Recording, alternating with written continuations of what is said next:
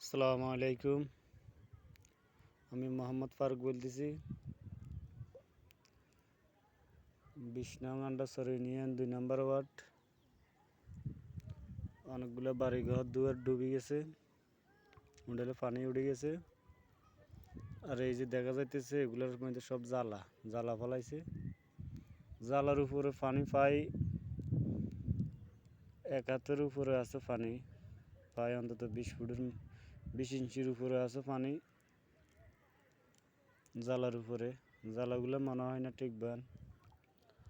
আর অনেকগুলো ধান আছে, দেখেন অল্প একটু বাকি আছে ডুবে যাওয়ার। খুবই ভয়াবহ অবস্থা চলতেছে। তো সবার কাছে দোয়া চাই, আমরা আমাদের জন্য দোয়া করবেন সবাই।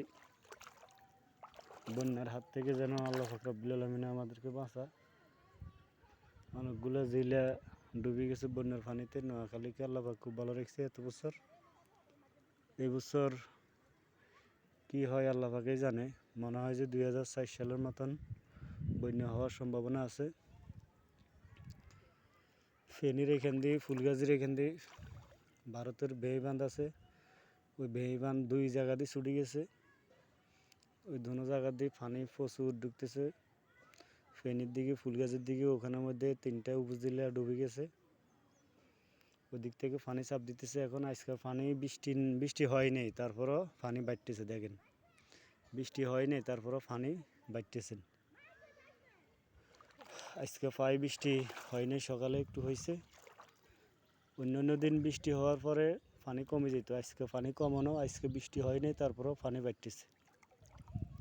তো সম্ভবত বোঝা যাইতেছে ওই যে ফেনীর এখান দিয়ে ইন্ডিয়ার বেইবাঁধ ছুটি পানি ঢুকতেছে ফেনীর দিকে, ফেনী শহরের দিকে। তো ওই পানি মনে হয় যে এদিকেও চাপ দিছে। তো কী রেখেছে আল্লাহ পাকের কপালে জানি না। সবাই আমাদের জন্য দোয়া করবেন। আসসালামু আলাইকুম রহমতুল্লাহ।